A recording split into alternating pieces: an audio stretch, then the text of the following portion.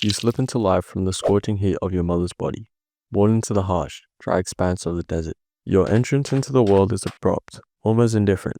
Your mother glances at you with a flicker of acknowledgement before lumbering off to graze on thorny shrubs. She doesn't gaze at you for long. Survival here isn't about love or tenderness, it's about endurance. And you, little one, are just starting out, barely aware of how cruel the desert can be. At birth, you're fragile, barely able to keep your long, weak legs beneath you. Your first attempt to stand is awkward, your knees buckling as your legs splay out in 4 different directions. The sand feels hot against your soft, tender skin, and the sun, already high above, blazes down with an intensity that makes the air shimmer. It's a harsh welcome, but there's no time to think about it.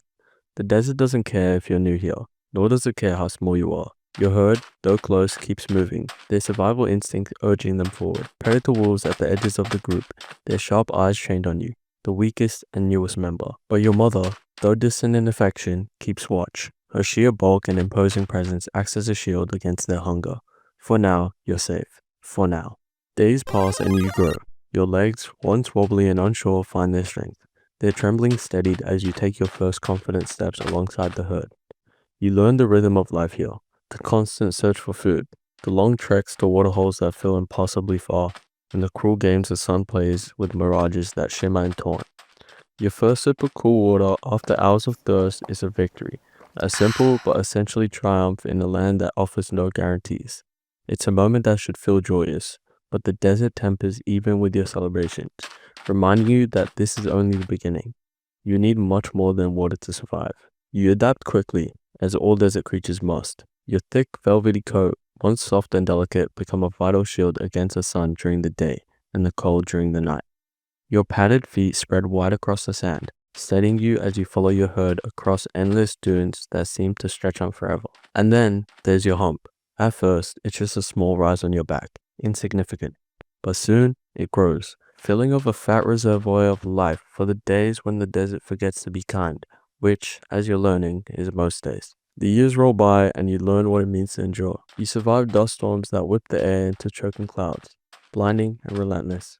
You survive days without water, your hump shrinking as your body turns to it for sustenance, a trade that feels like you're losing a part of yourself. You survive the predators too, though not without losses. You've seen other friends, siblings taken in the night, their cries silenced quickly by sharp fangs and cold eyes. The first time it happens, you're shaken, your young mind grappling with the finality of it, but you don't cry for them. Here, mourning doesn't bring the loss back, it only weakens the living. Adulthood comes quietly, but faster than you expected. You're stronger now, towering over the smaller creatures that once made you nervous. Your hump is full, your muscles lean and hardened by the years of walking. You've become the kind of camel that others rely on, a leader, in the endless search for water and sparse vegetation. But strength comes at a cost. Your herd is smaller now. The seasons have been cruel. The rains sporadic and sparse. You walk the same trails your ancestors did, but the waterholes they once drank from are dry. The plants withered. You feel it, the slow, creeping hunger, the weight of every step heavier than the last. Your hump, once a symbol of vitality, begins to shrink.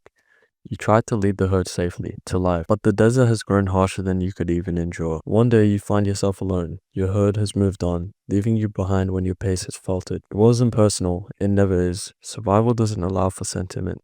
You wander the dunes, your shadow long and thin against the golden sand. Your hump has now sunken. The once clear horizons blur as exhaustion takes over you, your legs trembling under the weight of the years. You come across a lone acacia tree, its branches brittle and bare, offering little shade but not enough to collapse beneath. You lie there, your body too tired to go on. The desert winds brush over you, soft and unfeeling, carrying the sand that will soon cover you. You think of the life you lived, of the journeys, the triumphs, and the endless endurance. And as the sun sets, painting the sky in hues of red and gold, you let your eyes close.